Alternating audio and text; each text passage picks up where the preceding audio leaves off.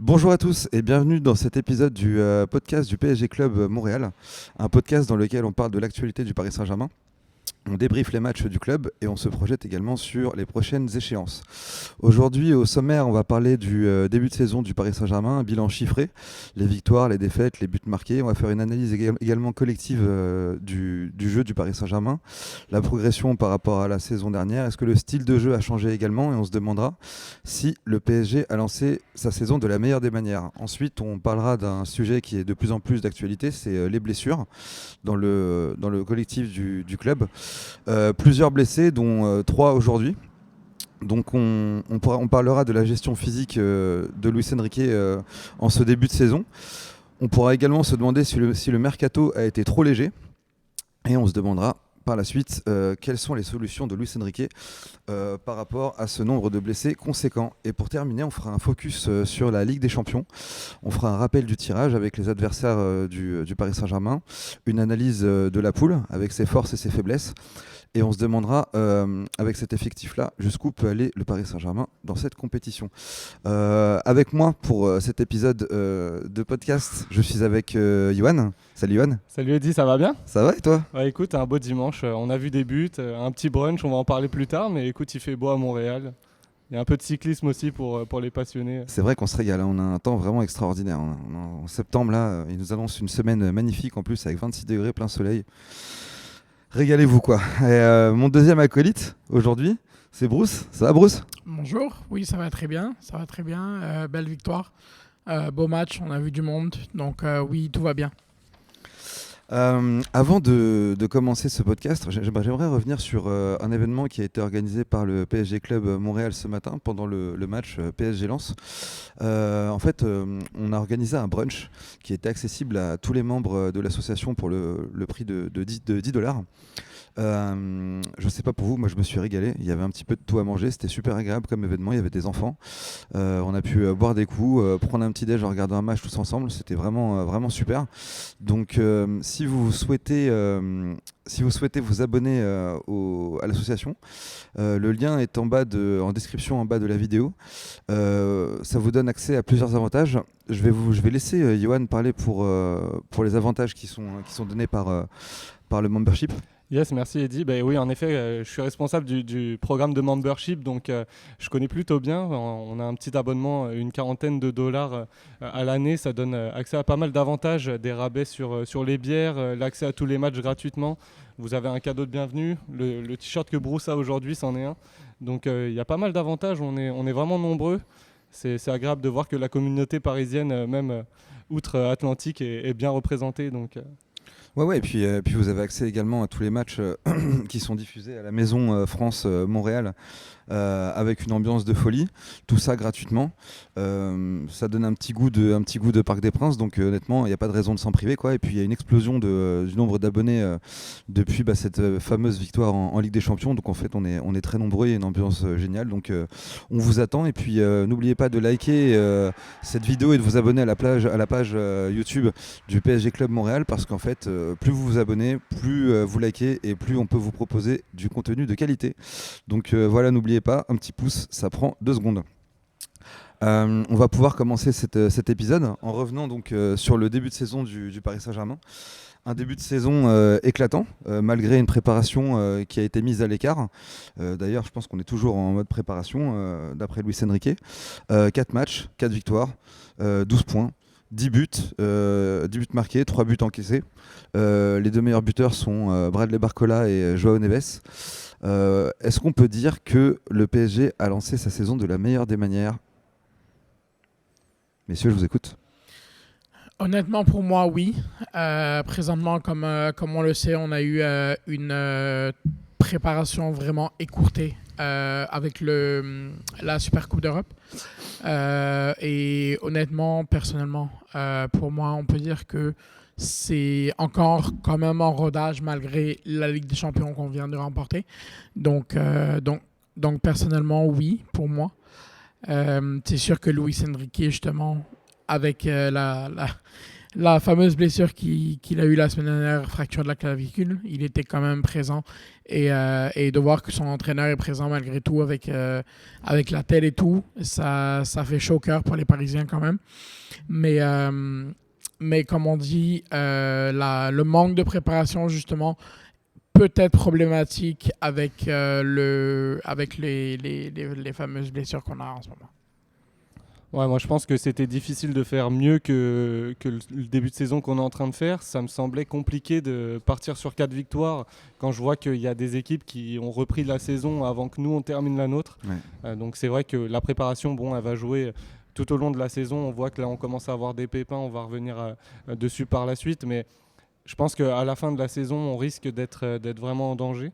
Le mercato était un peu léger, pareil, on va être amené à en parler par la suite. Mais écoute, je pense que là, on a pris les points qu'on pouvait prendre. Peu de buts.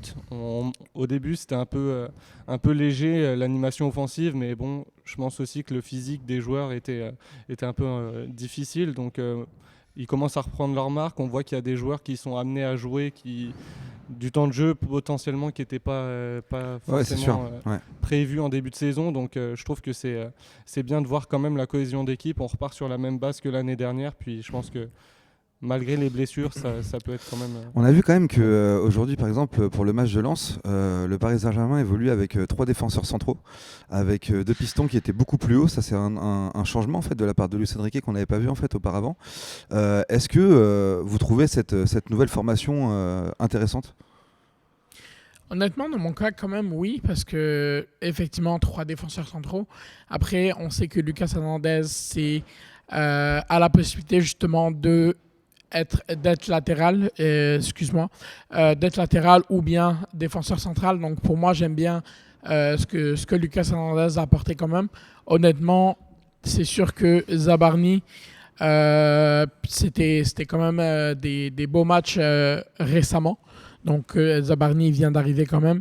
Et Beraldo, on va en reparler quand même plus tard concernant sa blessure. Mais après, c'est quand même du 50-50, malgré que Beraldo, aujourd'hui, c'est 98% de passes réussies.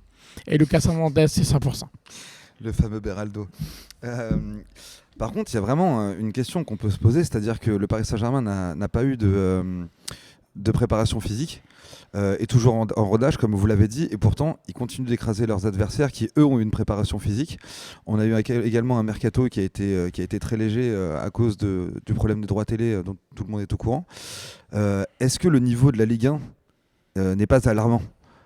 Fatalement, quand on voit le PSG avec 3 recrues, 2 vraies recrues entre guillemets, on voit que ça écrase la concurrence niveau montant.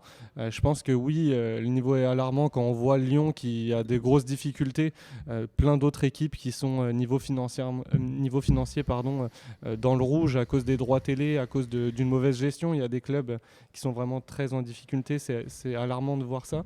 Il y a des clubs qui n'arrivent même plus à payer les salaires des joueurs. Ouais, c'est ça. On voit qu'il y en a qui ont vraiment beaucoup de mal à suivre le rythme. Ouais. Je pensais à Brest qui, malheureusement, ils ont fait la campagne de Ligue des Champions, ça a ramené quand même beaucoup d'argent, mais on voit qu'aujourd'hui, ils sont vraiment dans le dur. Donc c'est triste à voir. Je pense que le Paris Saint-Germain a quand même tiré vers le haut grâce aux nombreuses victoires, puis à la prestation qu'ils ont fait en Ligue des Champions. Ça éclaire toujours le championnat, mais c'est vrai qu'il faut aider les petits clubs. Ouais, il faut aider les petits clubs. Et puis on se rend compte aussi qu'on avait beaucoup critiqué la Coupe du Monde des clubs, notamment pour le côté physique. Mais en fait, l'argent qu'a ramené cette compétition, c'est l'argent que n'a pas pris le Paris Saint-Germain avec les droits télé. C'est peut-être aussi une des raisons pour lesquelles le Paris Saint-Germain n'a pas trop recruté, parce qu'on ne sait pas du tout où est-ce qu'on va avec le duo El Khelaifi et La Brune. Donc effectivement, c'est un sujet qu'on pourra aborder dans les podcasts à venir, mais moi, enfin, personnellement, je trouve que le niveau de la Ligue 1 est assez alarmant, en tout cas. Voilà. Mais en tout cas, si je peux rebondir, on a l'impression d'avoir un peu quand même de stabilité dans les droits télé avec la plateforme Ligue 1+. Je pense que par rapport au flou qu'on pouvait avoir les saisons précédentes, au moins on sait où on va. Ça va permettre d'assainir peut-être les finances de certains clubs, mais on aura de la stabilité dans le diffuseur. C'est déjà ça. Ouais, je suis assez d'accord avec ça. Bruce, qu'est-ce que tu en penses ? Honnêtement, je suis un petit peu mitigé par rapport à ça, mais effectivement, dans le sens de mon collègue, je dirais pas mal la même chose. C'est sûr que l'offre de Ligue 1 Plus est pas mal plus intéressante que ne l'a été DAZN ou d'autres chaînes par le passé. Donc, je suis pas mal d'accord pour ça. Ok. Très bien, je pense qu'on a fait le tour. On va passer au sujet des blessures. Un sujet qui fait grincer des dents, notamment aujourd'hui avec 3 nouvelles blessures, Gvara, Lee et Beraldo, absolument, qui retombe mal sur sa cheville. Auparavant, on a eu Ousmane Dembélé et Doué qui se sont blessés au rassemblement des Bleus. Ousmane Dembélé est absent 2 mois et Désiré Doué entre 4 et 6 semaines. Donc ça commence à faire beaucoup. Majorité de titulaires qui se blessent. Est-ce que là, on ne paye pas un peu l'addition justement de cette saison à rallonge dont on parlait tout à l'heure avec la Coupe du Monde des clubs? Effectivement, je vais commencer. Effectivement, c'est concernant Désiré Doué, c'est plus 3 à 4 semaines et non 4 à 6 semaines. Donc, il est espéré pour le FC Barcelone le 1er octobre. Donc, ça, c'est déjà quelque chose de quand même bon, pour une bonne nouvelle pour le Paris Saint-Germain. Malgré tout, les blessures, ça, comme on dit, ça fait partie du jeu, oui, effectivement. Mais avec la campagne qu'on a eue la saison dernière, la campagne avec des champions, la Coupe du Monde des clubs et tout, que tu n'aies pas de préparation et qu'on le voit en fait que dans les dernières semaines. Par exemple, pour ce qui est de Kvaratskhelia, c'est un gros coup qu'il a reçu aussi. Mais Kvaratskhelia, il ne faut pas oublier aussi qu'il a joué les deux matchs complets en sélection. Et il a marqué d'ailleurs un but dans chacun des matchs. Donc c'est sûr qu'il a eu du temps de jeu dans les dernières semaines et tout. Kvaratskhelia revient malgré tout de blessures en fait il y a quelques semaines. Donc est-ce qu'il a rechuté? À voir. Mais concernant lui et sinon concernant comment il s'appelle, Kangilny, on dirait que je sais pas, on dirait qu'il a pris un coup aussi, mais Beraldo il est mal retourné et malheureusement il a quitté le parc, il a quitté le Parc des Princes en boitant littéralement là, et a eu besoin de l'aide médicale pour être transporté à l'hôpital par contre concernant lui. De toute façon, c'était prévisible. On savait plus ou moins qu'avec une saison à rallonge, comme on a fait la saison dernière, on allait avoir de la difficulté à reprendre le rythme. Heureusement, en Ligue 1, comme tu l'as dit, le niveau s'affaiblit. Donc par chance, même si on fait jouer des joueurs qui ont un peu moins l'habitude, on arrive à s'en sortir, on gagne tous nos matchs. Donc ça, pour le coup, on arrive à jouer assez bien avec l'effectif qu'on a. C'est sûr que là, avec les 3 blessures qu'on nous rajoute aujourd'hui, on se tire un peu une balle dans le pied pour les prochaines échéances. À voir la gravité, on voit qu'on a des joueurs qui répondent présents alors qu'on se disait qu'ils allaient avoir un peu moins de temps de jeu, comme Bradley Barcola. L'année dernière, on attendait beaucoup Gonzalo Ramos, il s'est blessé en début de saison. Finalement, cette saison, on va compter sur lui plus que prévu. Donc, à voir comment il va répondre sur le terrain. J'espère qu'il va continuer à empiler les buts. C'est un peu plus compliqué pour lui, mais j'ai bon espoir. Mais justement, j'aimerais bien revenir sur la gestion, en fait, la gestion physique des joueurs.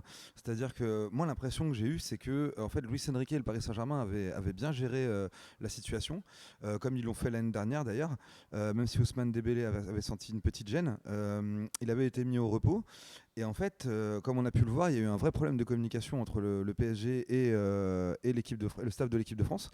Et c'est ce qui a fait en fait que Dembélé s'est blessé. On a vu que Fabien Ruiz n'avait pas été sélectionné. Achraf Hakimi également n'a pas été sélectionné avec la sélection marocaine. Quel est le problème pour vous en fait avec ce... Concernant Fabien, en fait, ce qui s'est passé, c'est qu'il a été au rassemblement et ensuite il a quitté le rassemblement. Donc, la sélection espagnole n'a pas voulu prendre aucune chance le concernant.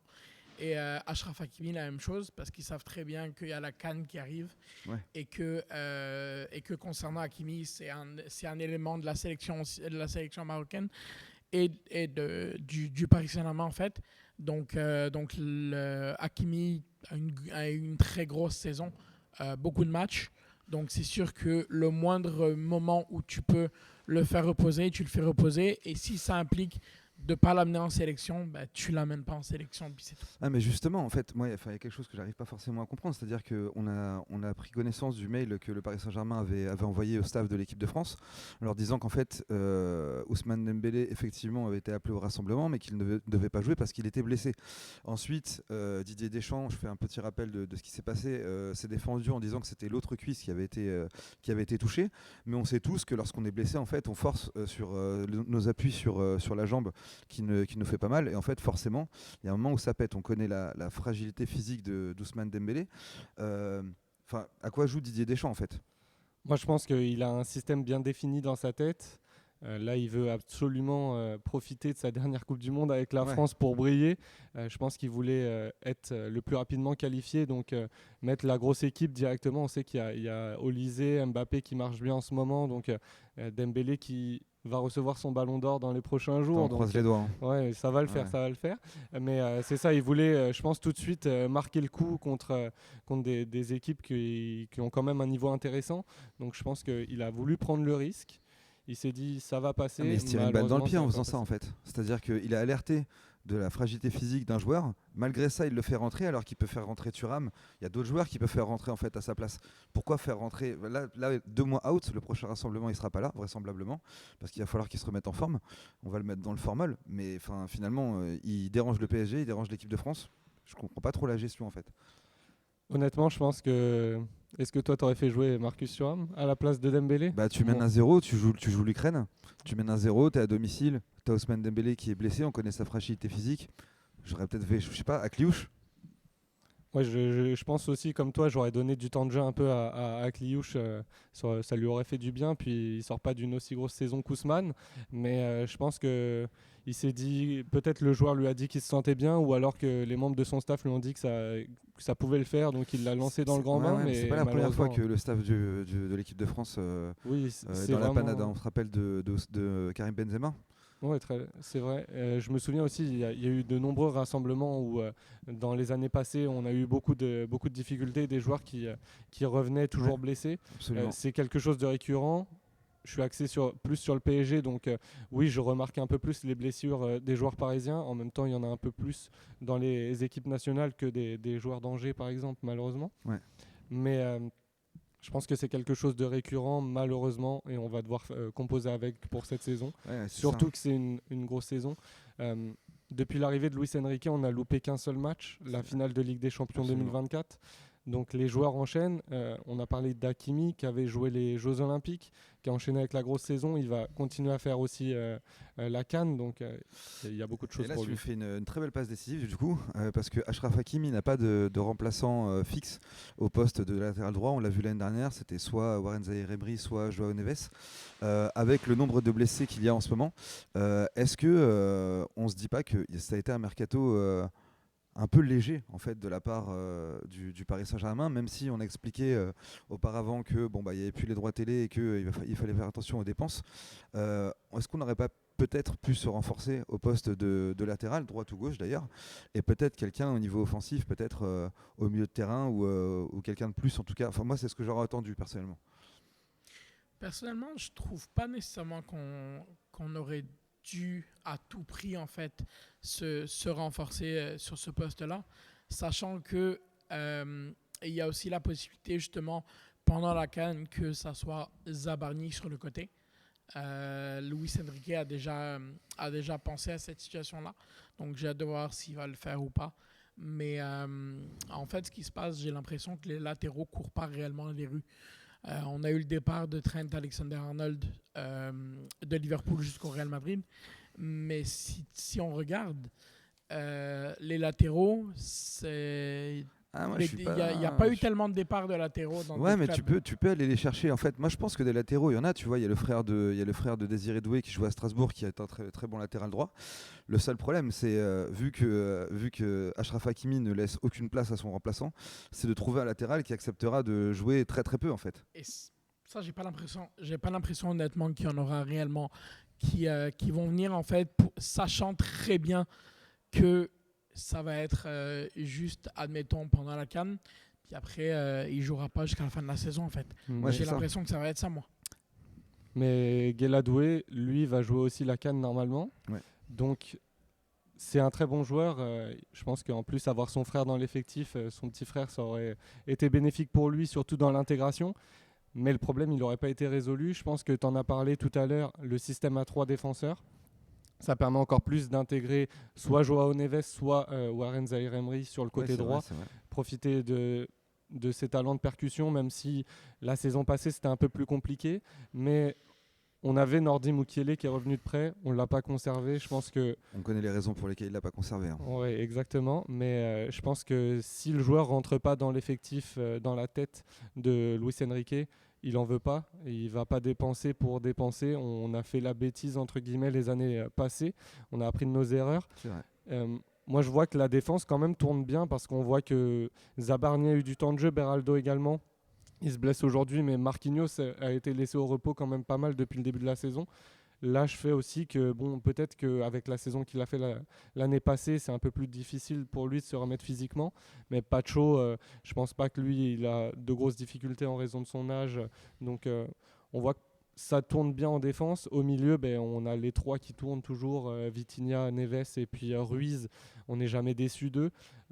C'est sûr que je pense qu'un milieu aurait fait du bien. On a parlé de Madness Akliouche, donc c'était un profil qu'on recherchait, peut-être le prix. De Mora aussi. Mora également. Après, à voir. Je sais que l'année passée, avec Vara, l'hiver, on avait quand même pas mal tanké sur le début de la saison. Puis on avait réussi à bien performer et puis faire ce beau petit coup à l'hiver, en espérant que cette année, ça va être pareil, mais qu'on va réussir à tenir, qu'on n'aura pas la crise de novembre, absolument. comme d'habitude. Ce fameux mercato de retouche. Mais en fait, donc, du coup, au vu du nombre de blessés du Paris Saint-Germain, le club a le droit à un joker. Mais uniquement dans son championnat national. Donc est-ce que ce ne serait pas justement une opportunité pour aller chercher ce fameux Akliouche au vu du nombre de blessés assez conséquent? Mais je connais pas vraiment bien la règle du joker médical. Je pense qu'il y a une certaine durée et je vois pas Monaco avec la campagne de Ligue des Champions. Puis eux, ils veulent sécuriser, je pense, leur deuxième place pour être présent en Ligue des Champions l'année prochaine. On l'a dit, les droits télé, bon, ils sont un peu moins soumis à la fiscalité française de par leur particularité, mais j'ai du mal à les voir le laisser partir en cours de saison. On peut peut-être frotter pour que le génie sorte. J'espère. En tout cas, lui, c'est un beau génie. C'est ça. Qu'est-ce que tu en penses, Bruce? Moi, honnêtement, je vois pas notre concurrent le laisser comme ça, le laisser partir comme ça. Sachant justement ce qu'ont fait les droits TV. C'est comme par exemple le départ de Miko Tadze qui était en pleurs en train de partir et tout. Il aimait Lyon et il aimait l'OL et il voulait pas partir justement. Donc voir des trucs comme ça, je suis pas si sûr de ce genre de choses. Mais justement, pour en revenir à ce dont on parlait juste avant, en dehors du mercato, les raisons justement pourquoi, par exemple, Luis Enrique n'a pas fait jouer Marquinhos ou Pacho, c'est juste que cette semaine, ils ont beaucoup voyagé avec la sélection, donc c'était intéressant que Luis Enrique ne veuille pas avoir de blessure de plus. Et du coup, je me demande en fait, quelles sont les solutions pour Luis Enrique dans cette période qui est un petit peu critique en termes physiques. On a vu qu'il avait quand même fait jouer pas mal de joueurs du centre de formation, Mayulu, Mbaye. Est-ce que ça va être suffisant pour les échéances à venir? Il y a la Ligue des Champions, on le sait, qui arrive dans 3 jours avec l'Atalanta. Ensuite, on joue Marseille au Vélodrome. Disons que là, les choses sérieuses commencent. Est-ce que vous pensez que ça peut fonctionner avec l'effectif dans l'état actuel? Et quelles sont les potentielles solutions en fait, de Luis Enrique? Honnêtement, moi je vois plutôt le Paris Saint-Germain avoir besoin de commencer par une victoire en Ligue des Champions. C'est sûr que la saison dernière, on a commencé la phase de Ligue avec une victoire à l'arraché contre Girone. Donc 1-0 en toute fin de match. Donc moi, j'ai simplement besoin de voir mon Paris Saint-Germain prendre les 3 points pour le début de campagne de phase de Ligue et tout simplement aller chercher la victoire au Vélodrome, tout simplement.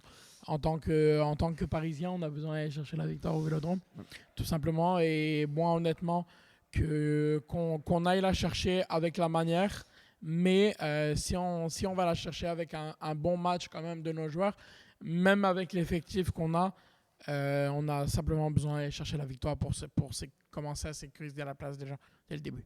D'accord.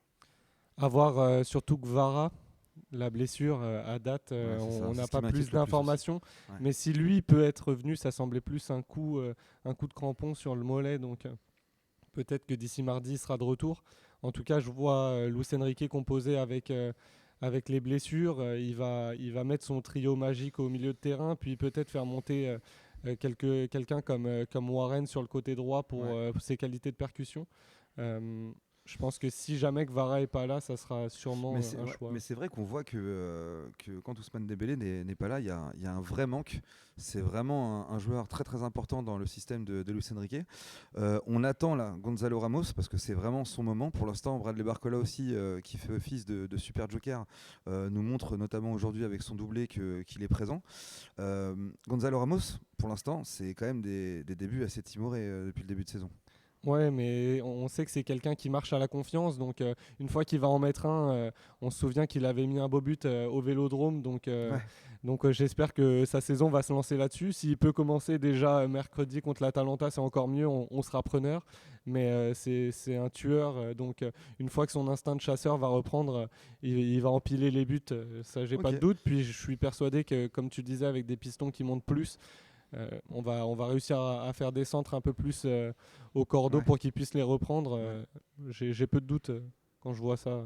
Ok, donc vous pensez qu'avec l'effectif actuel, au vu de la fraîcheur physique qui n'est pas au beau fixe de la part de nos joueurs, ça peut fonctionner? Oui, concrètement, je pense que ça va fonctionner, surtout qu'en Ligue 1, le niveau fait que je pense on a le niveau pour le faire.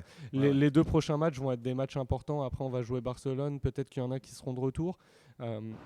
À voir d'ici là. Concrètement, je pense qu'en Ligue 1, on peut faire tourner. On a le niveau pour faire tourner. On voit qu'il intègre des jeunes. Mayoulou, Mbaye. Il y a aussi d'autres jeunes du centre de formation. Qu'on a vu l'année dernière, même si on n'est pas prêt de le revoir tout de suite parce qu'il n'avait pas fait des rentrées exceptionnelles. Mais c'est vrai surtout qu'il est plus au Paris Saint-Germain. C'est vrai, il est plus au club. Putain, j'ai pas suivi.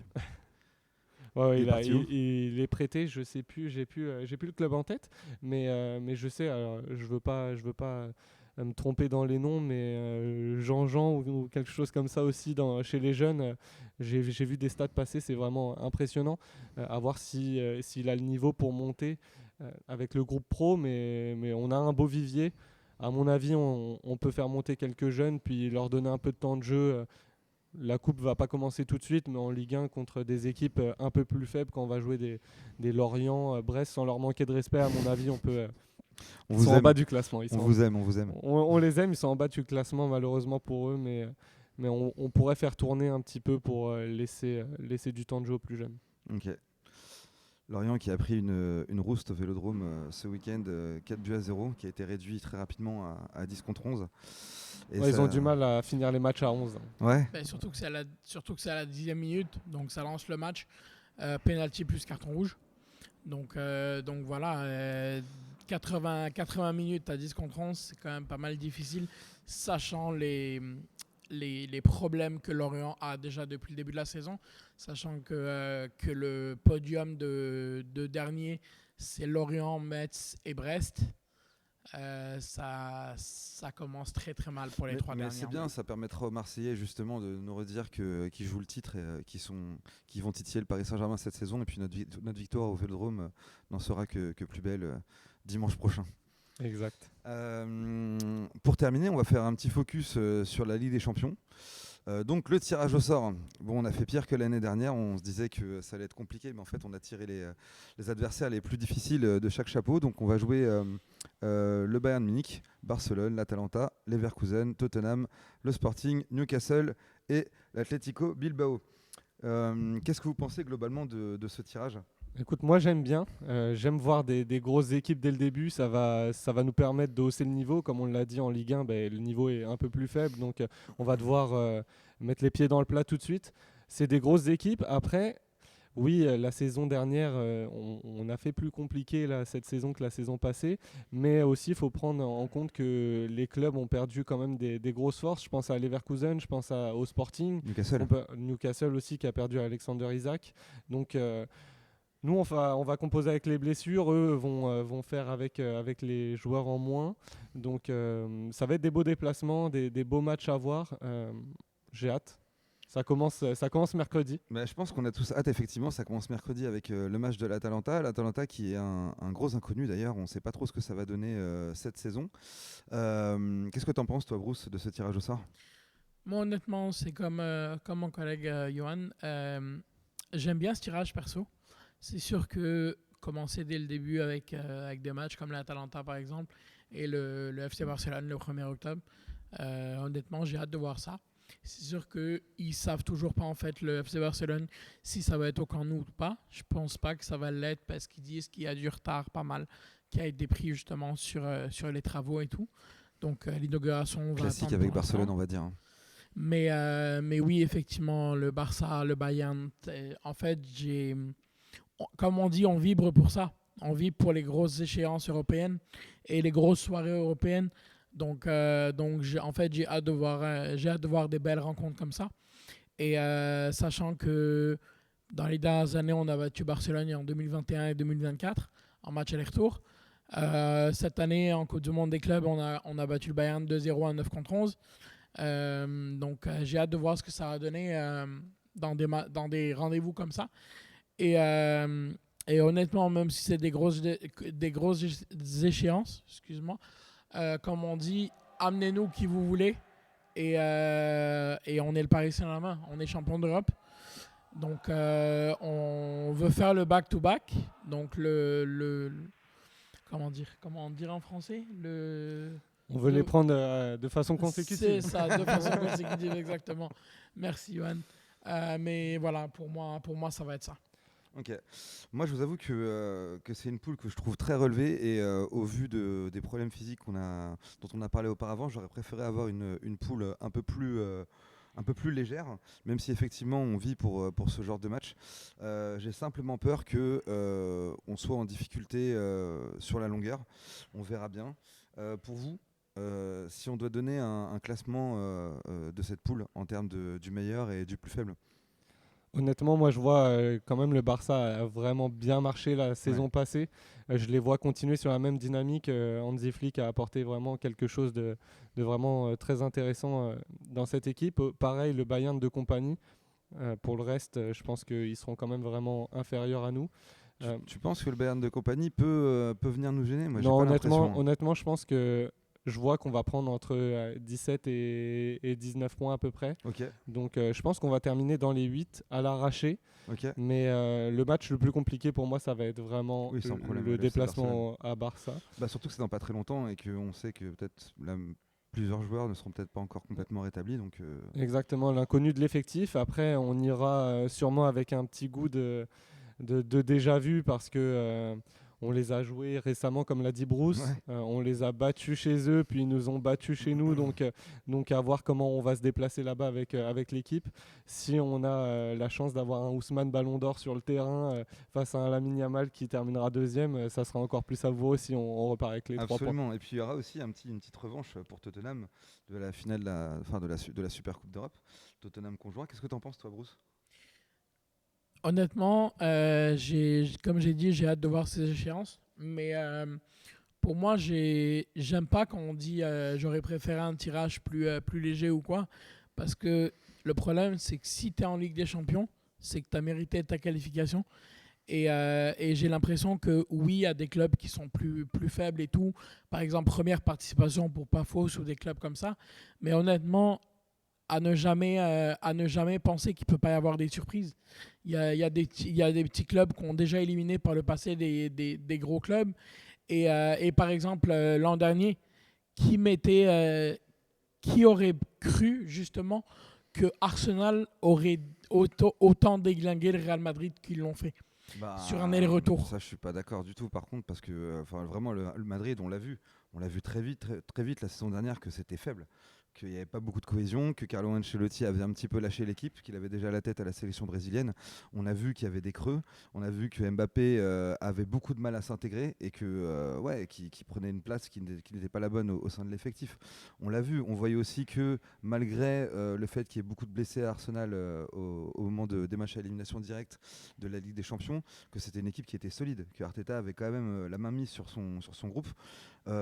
Moi personnellement, j'avais pas du tout été étonné de voir, peut-être pas une rouste comme ils ont pris, mais je voyais Arsenal passer, ouais. Non, passer, je suis d'accord, mais c'est plus avec la manière en fait, parce que ils ont été complètement déstabilisés et on sait très bien que le Real Madrid est pas mal dans le dernier carré à chaque saison pratiquement ou presque, et de les voir perdre de cette façon avec la manière, parce qu'on va se le dire, c'était C'était pratiquement beau, une effectivement. correction.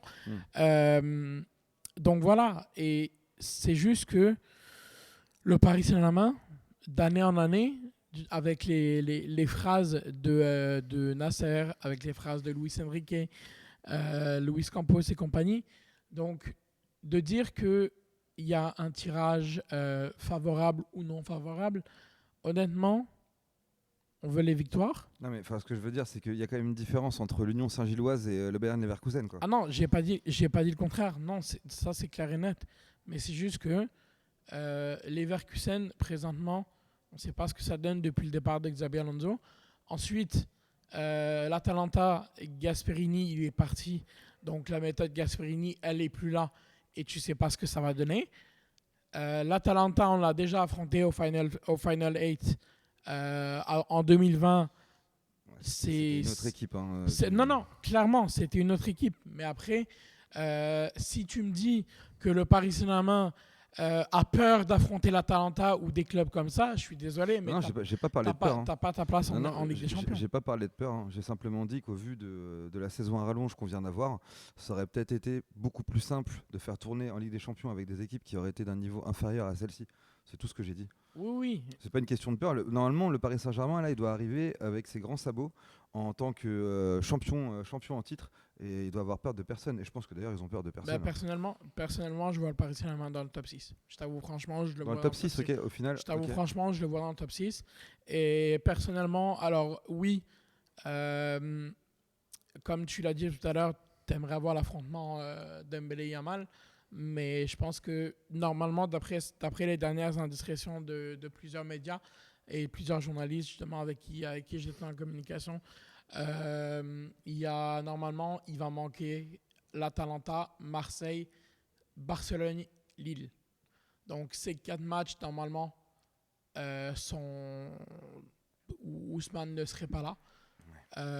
Mais ça s'arrêterait après ces 4 matchs normalement. Si la durée d'indisponibilité d'Ousmane Dembélé, je veux dire, si tout est bien pour qui finit bien comme on dit, mais Désiré Doué normalement serait présent pour le match de Barcelone. Oui, mais c'est ça le problème, c'est-à-dire, j'entends ce que tu dis, mais le problème c'est qu'il était déjà en mode préparation physique. Là, sa préparation est stoppée. Quoi qu'il en soit, même si il est physiquement apte, il sera jamais à 100%, et ce serait une bêtise pour moi de le mettre titulaire dans ce genre de match où l'impact de Désiré Doué. Je pense qu'il ne faudra pas le faire jouer et je pense qu'il va falloir prendre des pincettes pour les deux quand ils vont revenir. Quoi. C'est sûr. Je te demanderai ton avis après, Johan. Mais par contre, la différence entre Ousmane Dembélé et Désiré Doué, c'est que, rappelons une chose, Ousmane Dembélé, il a, rappelle-moi si je me trompe, dis-moi si je me trompe, Johan, 28 ans 28 ans, ouais. Désiré Doué, t'as un mec qui vient de débuter. Ousmane, on connaît la fragilité par rapport à avant, oui effectivement, mais là, il y a beaucoup moins de blessures dans la dernière année. Désiré Doué, il a cette capacité à revenir plus vite, ce qui est naturel, parce que c'est encore un jeune adulte, alors que Ousmane, il a 28 ans quand même. Non, mais j'entends ce que tu Donc dis. En fait, c'est un peu plus. j'entends ce que tu dis. Ce que j'essaie d'expliquer, c'est simplement que, en fait, peu importe l'âge qu'il a, quand tu as une préparation physique qui est tronquée, que tu viens de sortir d'une saison à plus de 60 matchs, le refaire jouer dans un match comme le FC Barcelone où l'intensité va être très haute, il va y avoir beaucoup d'impact, je pense pas que ce soit une super bonne idée.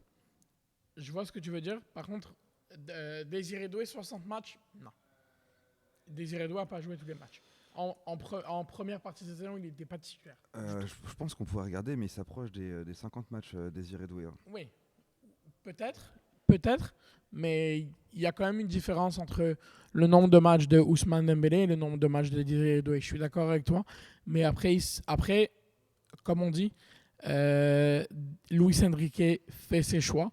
S'il choisit de lui donner du temps de jeu à Barcelone, c'est que en général, Luis Enrique sait ce qu'il a à faire. Et après tout, s'il conçoit la possibilité de le mettre, de lui donner du temps de jeu, c'est qu'il a déjà parlé avec le joueur avant. Parce que Enrique, c'est comme on dit, le collectif avant tout. Et voilà, c'est sûr que, à mon avis, la seule blessure d'aujourd'hui qui peut être compromettante pour le futur, c'est celle de Beraldo parce qu'on le voit sortir en civière. Après, ça dépend pour qui. Hein. Ça dépend pour qui, on le sait tous pourquoi. Mais après, c'est un membre de l'effectif. Et on peut dire ce qu'on veut, il fait partie du Paris Saint-Germain malgré tout. Malgré qu'il y en a beaucoup qui le critiquent et tout. Comme on dit, je vais utiliser la fameuse phrase de cracher sur nos couleurs. Cracher sur les. Tu veux en venir, mais ok. Non, c'est. On a compris ton message en tout cas. Je vois où tu veux venir. Tu devrais lui serrer la main, il vient de te sortir d'une sacrée panade. Ouais, c'est ça. Mais si tu veux, dis moi je vais rebondir sur du coup le tirage au sort. Ouais. Oui, j'ai 2 points. Tu le disais, on prend du gros directement, mais il faut savoir aussi que de par le tirage, des équipes du même pays ne peuvent pas se rencontrer, donc on a plus de chances de ressortir avec des membres du top 5, top 4 du coup, vu qu'on ne jouerait pas Marseille ni Monaco. Donc on va prendre des grosses équipes directement. Il y a des inconnus dans leurs effectifs, comment ils vont remplacer Gyökeres par exemple. Erik ten Hag vient de partir de Leverkusen. Donc, le fossoyeur. Ouais, c'est ça. Il a détruit Manchester, puis là il est en train de tout saccager chez nos amis du Bayer Leverkusen. Mais ce que j'aime bien, c'est que c'est aussi des équipes qu'on rencontre peu. Alors, excepté le Bayern, le Barça, Newcastle qu'on a joué quelques fois, mais Athletic Bilbao, c'est une équipe qu'on voit pas souvent. Pareil pour Sporting. Oui, c'est des équipes qui jouent en tout cas. Exactement, ça va être intéressant. L'année dernière, pareil, on avait été gâtés par des équipes sur lesquelles on tombait rarement. Donc c'est aussi la joie de cette nouvelle formule. Ouais. On a pu 3 équipes comme on l'avait avant en aller-retour. Donc je trouve ça sympa de faire aussi des déplacements. On a été chanceux de ne pas faire 8-9 000 km là, pour aller faire un match. Quel enfer. Ouais, non. Je pense que celui-là, il va compter aussi dans la tête et les jambes de certains joueurs. Mais il y a un petit déplacement au Sporting, moi, qui me chauffe pas mal. Hein. Je pense que ça va être pas mal au niveau de l'opposition des styles de jeu. Et le match à Bilbao aussi, à mon avis, va être pas mal intéressant. Ouais, exact. À San Mamés. Mais effectivement, pour en revenir à ce que tu disais par rapport au Bayern, petite stat que j'apporte, 10e affrontement en 3 ans, en l'espace de 3 ans, 10e affrontement entre le Paris Saint-Germain et le Bayern Munich. C'est quand même une équipe qu'on rencontre pas mal souvent en ce moment, entre le Bayern et le Barça. C'est quand même des affrontements, comme on dit, de grands affrontements européens, des belles échéances européennes à venir. Mais le Paris Saint-Germain, hâte de voir ce que ça va donner en fait, parce que oui, il y a Yamal et Rafinha d'un côté, mais des Gvara et tout en pleine forme, ça peut donner quelque chose. On va voir on espère que c'est juste un coup pour Gvara, mais si par exemple Dembélé et compagnie peuvent être là pour le match contre le Bayern, ça pourrait être déjà un plus quand même. Après, le Barça a coupé sa saison quand même bien plus tôt que nous. Ouais. Donc nous, on a fait la Coupe du Monde des clubs et n'y était pas. C'est sûr que ça va compter. Ouais. on est encore tôt dans la saison, peut-être que le niveau physique est en train de s'équilibrer, donc il y a des chances peut-être qu'on arrive à peu près au même niveau et puis on va taper dans le dur un peu plus tard dans la saison, mais au moins qu'on les joue tôt, c'est peut-être un peu mieux pour nous, même si on a eu quelques blessés. Après, effectivement, moi je pars du principe que la première partie de saison, comme on a vu l'année dernière et comme on a vu le Real Madrid plusieurs années, en fait, est importante, mais à partir du moment où tu remplis tes objectifs, même si tu n'étais pas dans les 8 premiers, si tu passes, après, c'est une nouvelle saison en fait qui s'ouvre après la fin du mercato hivernal. Donc on verra où les joueurs en seront physiquement, s'ils seront prêts. Mais pour moi, en tout cas, je pense que ce sera la deuxième partie de saison qui sera la plus importante, à moins qu'il y ait effectivement d'autres pépins physiques dans l'effectif du Paris Saint-Germain. Pour terminer, où est-ce que vous voyez le Paris Saint-Germain cette année en Coupe d'Europe ? Ben justement, j'aime bien que tu reviennes là-dessus parce que justement, le truc, c'est qu'on s'est quand même fait peur malgré tout l'an dernier avec le match déclic, si on peut dire ça comme ça, contre City. Parce que, rappelons-le comme il faut, qu'on était à un moment donné 25e. 26. Voire 26, oui, effectivement. Donc en fait, j'ai pas envie qu'on se refasse peur à nouveau. Oui, mais c'est ça le Paris Saint-Germain. Mais c'est tu ça, le sais, oui. Il n'y a jamais de stabilité dans ce club. C'est Non, pour ça qu'on l'aime, tu vois. Effectivement. Comme on dit, aimer le Paris Saint-Germain, c'est aimer tout ce qui va avec. Ah oui. Et moi qui ai vécu les remontadas en direct, je veux plus entendre ce terme-là, s'il te plaît. Ces matchs-là, je les ai vécus en direct, donc j'étais au stade et tout. Donc ça a fait très mal malgré tout, mais là on est champion d'Europe. Et honnêtement, je vois le Paris Saint-Germain, comme j'ai dit tout à l'heure, finir dans le top 6, à mon avis. Parce que à mon avis, ça va être encore des clubs comme Liverpool, admettons, qui s'est grandement amélioré encore. Alexander Isak, Wirtz, Ekitike qui fait un gros début de saison d'ailleurs. Donc pour moi, ça va être des clubs comme ça. Et je vois quand même le Paris Saint-Germain dans le top 6 à la fin de la phase de Ligue. Moi, j'aimerais bien faire un petit retour sur Liverpool parce qu'ils ont dépensé presque un demi-milliard d'euros en mercato cet hiver. C'est du jamais vu. Enfin, cet été, pardon. La cohérence du mercato, j'ai du mal à les suivre. C'est-à-dire que mettre 90 millions d'euros sur Ekitike et après remettre 150 millions d'euros sur Isaac, alors que c'est exactement le même poste et à peu près le même profil de joueur. J'aimerais bien savoir où est-ce qu'ils vont, quoi. Nous on a mis 90 sur Colomboigny. Ouais, mais nous on est hors catégorie. Non mais nous on est hors catégorie, ça sert à rien, tu vois. En fait, c'est juste que si tu regardes, c'est juste que justement moi qui analyse en général la première ligue quand il y a pas de match. Et puis laisse-moi me moquer un petit peu pour une fois que c'est pas nous. Ouais, c'est vrai. Quand il n'y a pas de match du Paris Saint-Germain, en général, j'aime regarder la Première Ligue. C'est pour ça que je regardais des matchs de par exemple, Liverpool et tout ce week-end, ou les autres week-ends. Et justement, tu vois que, par exemple, dans l'effectif d'Arne Slot, Mohamed Salah est redescendu d'un cran. Donc, ce qui se passe, c'est que tu as soit Alexander Isak ou Ekitike, ou même les deux, des fois, jouer ensemble. Donc, ce qui se passe, c'est que tu as, par exemple, un genre de milieu avec Szoboszlai et Mohamed Salah, comme j'ai dit, qui est redescendu d'un cran. Donc, c'est quand même intéressant de voir la force que Ekitike, parce qu'il a déjà marqué cette saison avec Liverpool. Ouais, donc, c'est quand même beau à voir. Et en plus, un attaquant, comme on dit, à l'anglaise, 150 millions sur Alexander Isak, alors que tu sais très bien que s'il était parti hors Angleterre, ce ne serait pas ce tarif de 150 millions, mais juste parce que c'est en Angleterre et que c'est Liverpool par rapport à Newcastle, c'est là que ça a été un 150 millions. Donc honnêtement, est-ce que c'est logique ? C'est le prix anglais, donc c'est le prix Premier League. Est-ce que c'est logique à voir ce qu'il va apporter à Liverpool ? On verra. Mais comme on dit, on verra. Effectivement, comme a dit Johan, on a été bon pour ramener certains copains à monsieur Kylian Mbappé. 90 millions, voire 96 sur Randal Colomboigny. Remplir les poches de Georges Mendes aussi. Hein. Ah oui, totalement. Mais effectivement, ton grand ami Randal Colomboigny, 90 millions. Et là, il est où présentement, Randal ? À Tottenham. Ouais. À Tottenham. Et d'ailleurs, on va l'affronter. Non, mais je pense que tu devrais, parce que ton ami Veraldo, il est bien pire que Randal Colomboigny, je tiens à te le dire. Donc, Randall, fais attention. Moi, Beraldo. Je prends la défense de mon collègue en face de moi. Rappelle-moi combien a coûté Beraldo versus rappelle-moi combien a Il coûté devrait Randall être pour le gratuit, moyen. franchement, ils auraient dû nous donner de l'argent pour le récupérer, ce joueur. Mais là, Lucas Beraldo, tu attends de sa rotation. Tu n'attends pas d'un titulaire. Ah ouais, c'est sur la rotation à l'hôpital. Randall, tu l'as acheté. Randall, tu l'as acheté pour être titulaire, techniquement, à ce moment-là. Après, son fameux raté en finale de Coupe du Monde. Je l'ai encore en travers de la gorge, mais bon.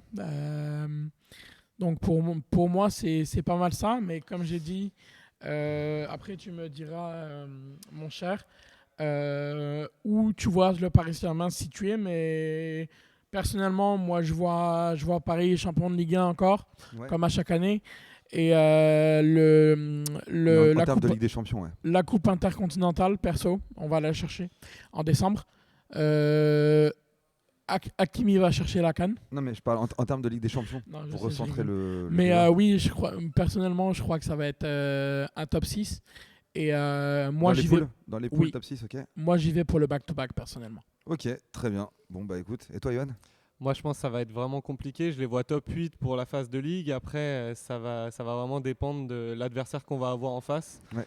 Je pense que niveau physique, on aura du mal vraiment en fin de saison. J'ose espérer qu'on va ramener encore la coupe à la maison. Ça serait beau de faire une deuxième fois consécutive notre Ligue des Champions. Mais je pense qu'on s'arrêtera en demi. Puis ça sera déjà une très belle saison.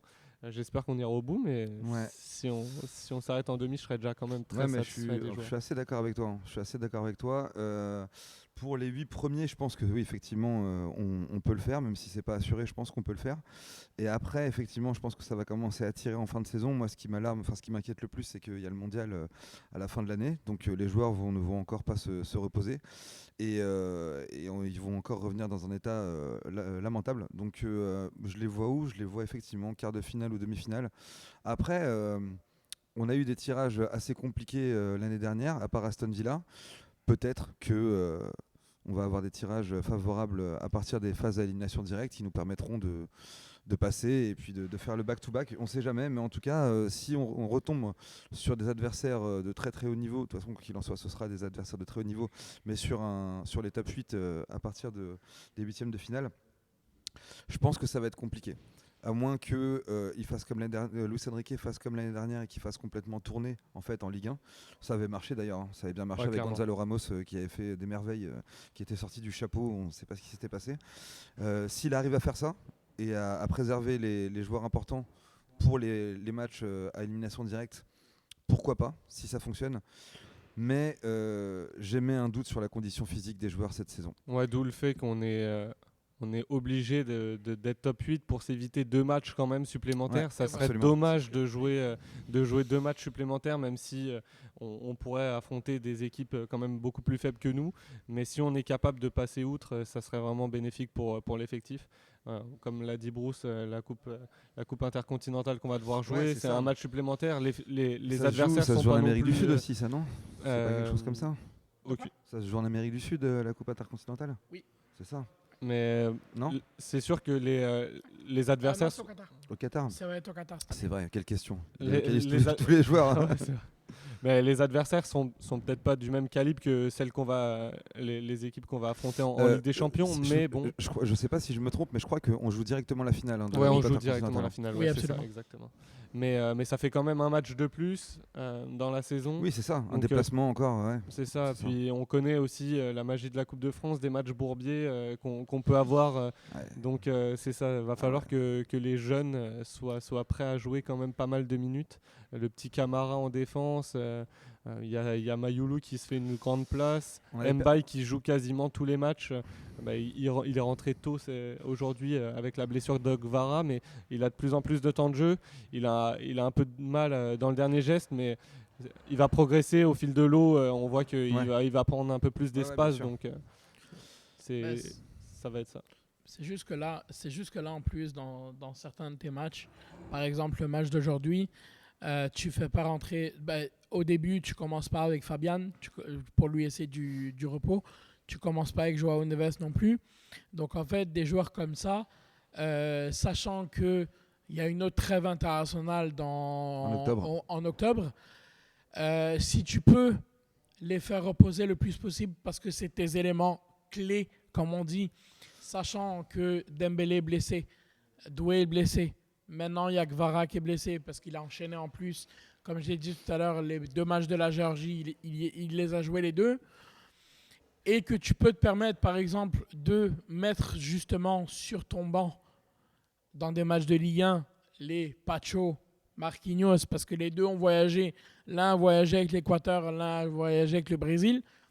Donc c'est sûr que si tu peux te permettre de ce que fait Enrique, de mettre certains cadres sur le banc et de travailler cette gestion et au final que tu te qualifies tranquille au fur et à mesure des compétitions, parce que présentement, je ne pense pas qu'il y ait de la Coupe de France en fin décembre comme on a l'habitude, parce qu'il va y avoir la finale de la Coupe intercontinentale et que normalement, ça va vers la même date, parce que normalement, c'est entre le 21 et le 23 décembre, il y a la Coupe de France. Mais là, le 21, on a la finale de la Super Coupe, donc la Coupe intercontinentale, pardon.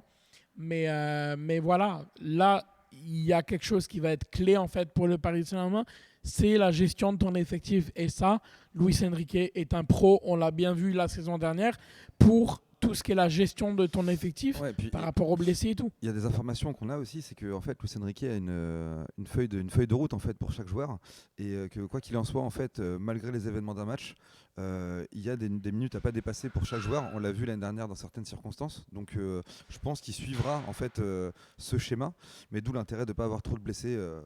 À ce moment-là de la saison. Je pense aussi que la mentalité des joueurs est un peu différente. On a eu des joueurs qui aimaient bien faire la fête. Je pense à évidemment Neymar qui aimait bien sortir, Kurzawa, Mukiele. Verratti. On avait des joueurs comme ça. J'ai l'impression, après je connais pas la vie extra-sportive de tous nos joueurs, mais j'ai l'impression qu'ils sont un peu plus focus dans le football. Puis c'est bien plus intéressant comme ça. Donc tant mieux si ça peut continuer comme ça. Absolument, on est bien. sur une gestion à la Guardiola où on demande en fait comment se comporte l'entourage du joueur, comment se comporte le joueur, etc. Même Dembélé qui avait l'habitude d'arriver en retard à l'entraînement au Barça, j'ai l'impression que là il a... Je crois qu'il a arrêté les burgers aussi. Ouais, et puis il a trouvé comment mettre un réveil sûrement. C'est ça. On va s'arrêter là pour aujourd'hui. Donc merci à mes 2 acolytes, merci aussi à Loïc en régie. On se retrouve très bientôt pour un nouveau podcast du PSG Club Montréal. N'oubliez pas de vous abonner à la chaîne du PSG Club Montréal sur YouTube, à liker. Et si vous voulez vous inscrire en tant que membre de l'association, vous pouvez vous inscrire. Le lien est en bas dans la description de la vidéo. Voilà, je vous remercie. Je vous dis à très bientôt. Et puis, allez Paris. Merci Eddy. Merci allez Eddy. Paris. Merci Eddy, ici c'est Paris.